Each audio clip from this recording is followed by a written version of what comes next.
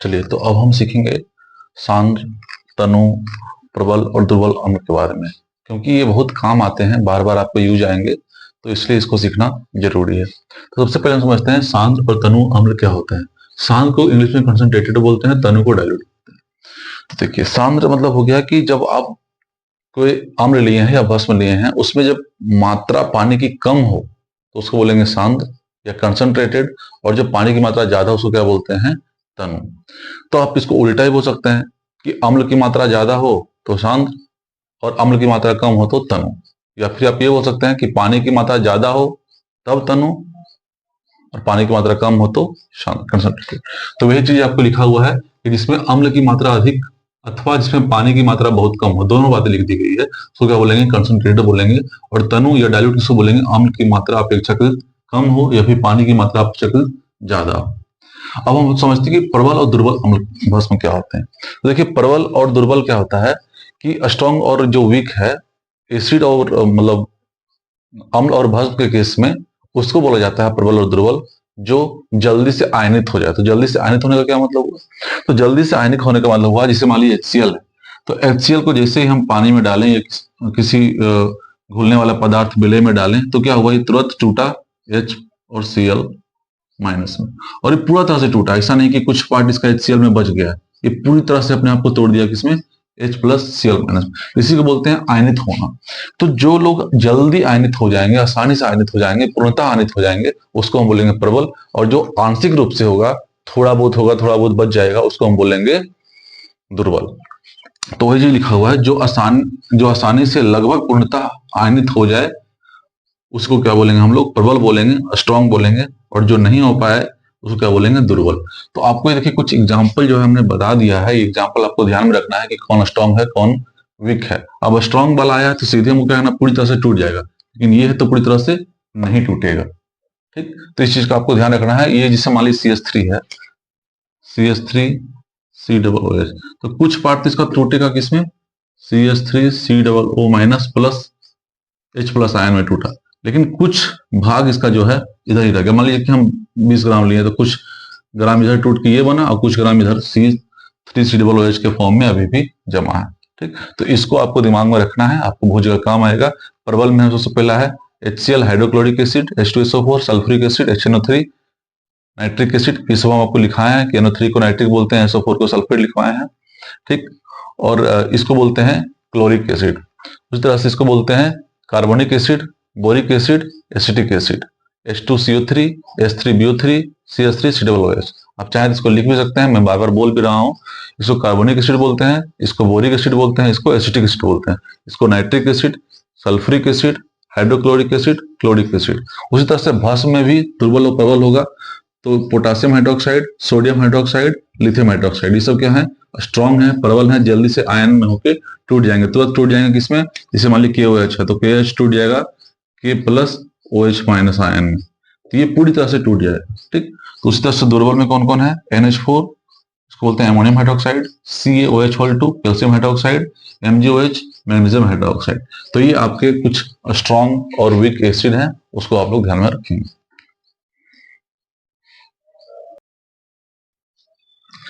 तो चलिए आइए समझते हैं कि इंपॉर्टेंट टॉपिक जो है अम्ल, भस्म और लवण में, वो है पीएच स्केल। इससे काफी क्वेश्चंस भी उठते हैं और काफी आसान भी होते हैं। तो समझते हैं पीएच स्केल क्या है। तो पीएच स्केल एक स्केल बना दिया है, जिस तरह से आपके इंस्ट्रूमेंट बॉक्स में एक स्केल होता है जिसमें 1 सेंटीमीटर, 2 सेंटीमीटर, 3 सेंटीमीटर होता है, उसी तरह से यहाँ पे भी एक 0 से लेकर 14 तक नंबरिंग होती है। अब ये नंबरिंग को हम समझते हैं कि इस नंबरिंग में वो क्या क्या है, क्या बोलते हैं, क्या होता है। तो सबसे पहले देखिए, आपको जो 7 है, ये 7 में बताता है उदासीन। अगर किसी का इस स्केल में हम नापे और इस स्केल में 7 आ रहा है पीएच, तो इसका मतलब हुआ कि वो पदार्थ, वो वस्तु क्या है, उदासीन है। लेकिन अगर 7 से कम आ रहा है तो क्या होगा, अम्लीय होगा, और 7 से ज्यादा आ रहा है तो क्षारीय होगा। 7 से कम अम्लीय, 7 से ज्यादा क्षारीय। अब देखिए, क्षारीय में भी हमने लिखाया था, अम्ल में भी लिखाया था कि प्रबल और दुर्बल। तो प्रबल और दुर्बल क्या होगा, जैसे जैसे कमते जाएगा, यानी कि इधर साइड जाएगा, यानी कि 6, 6, 5, 4, 3, 2 जाएगा, उसका प्रबलता बढ़ते जाएगा। उसी तरह से क्षारीय या भस्म का जो है, तो जैसे जैसे हम आगे जाएंगे प्रबलता बढ़ते जाएगा, यानी जो 13 है वो प्रबल भस्म होगा और जो 2 है वो प्रबल अम्ल होगा। अगर हम बात करें कि 2 और 5 में प्रबल अम्ल कौन होगा? तो 2 वाला प्रबल अम्ल होगा, 5 वाला नहीं होगा। इसमें आपको ध्यान रखना है कि जैसे जैसे हम इधर जाते हैं तो प्रबल अम्ल, और इधर जाते हैं तो प्रबल भस्म। ठीक, तो देखिए इसी में तो यही हुआ पूरा स्किल। इसी को आप समझ जाएंगे तो आपको बहुत सारा क्वेश्चन बन जाएगा। अभी हम क्वेश्चन करवाएंगे भी। अब देखिए इसमें पीएच है, पीएच का फुल फॉर्म होता है पोटेंज, और एच का मतलब होता है हाइड्रोजन आयन, यानी कि पोटेंज मतलब पावर।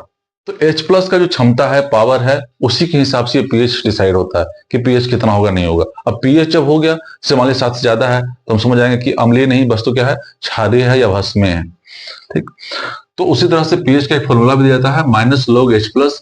एच प्लस की मात्रा से ही पीएच डिपेंड करेगा। तो ये भी आपको हायर क्लासेस में भी पढ़ना है, इसके लिए आपको टेंशन लेना है, बस ये आपको बता दिए हैं, बस एक फॉर्मूला होता है। अब देखिए पीएच का हमारे दैनिक जीवन में कुछ कुछ यूज है, उस यूज को समझते हैं। सबसे पहले देखिए पीएच 1। अब हमारे पेट में अम्ल है, हाइड्रोक्लोरिक अम्ल है अमाशय में, ये आपको हम बताए थे पिछले क्लास में।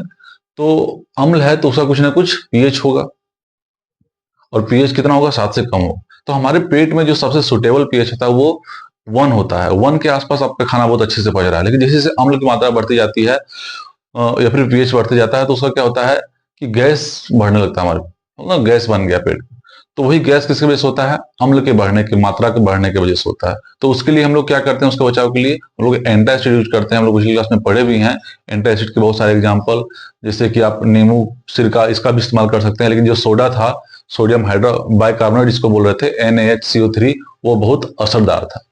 ठीक, अब देखिए बात करते हैं दूसरा, कि आपको उसी तरह से मुंह में जैसे कि पीएच 5.5 है, उससे कम होगा तो आपका ये जो दांत है वो क्षतिग्रस्त होने लगेगा।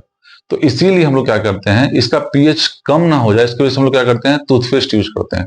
टूथपेस्ट क्या करता है, उसके पीएच को मेंटेन रखता है, कि कम होगा तो अम्लीय होगा और आपका दांत को हानि पहुंचेगा, इसलिए हम लोग टूथपेस्ट का यूज करते हैं। तीसरा है, आम का प्रयोग हम बर्तन धोने में भी करते हैं।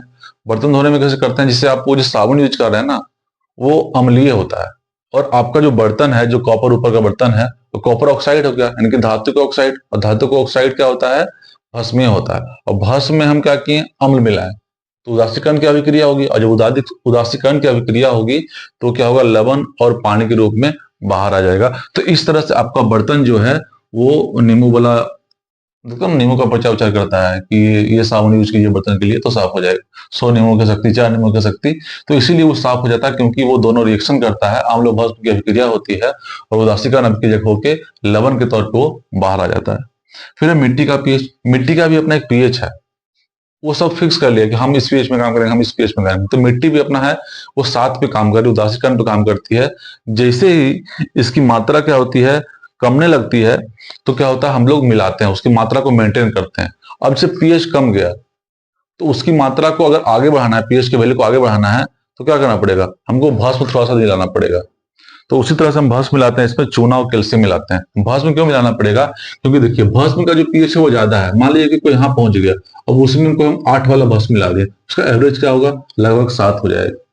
ठीक, तो इसको आप सोचिएगा थोड़ा सा, इसको क्यों हम लोग मिला रहे हैं, अम्लता कम होने पे, मतलब उसका पीएच कम होने पे हम भस्म ही क्यों मिला रहे हैं, क्यों मिला रहे हैं, तो पीएच कम होने का तो 7 से कम हो गया, और हमको 7 पे पहुंचना है, तो 7 पे पहुंचना को ज्यादा पीएच वाला चीज मिलाएंगे तभी 7 पहुंचेगा। तो इसलिए हम लोग क्या मिलाते हैं, भस्म मिलाते हैं, और भस्म का पीएच क्या होता है, 7 से ज्यादा होता है।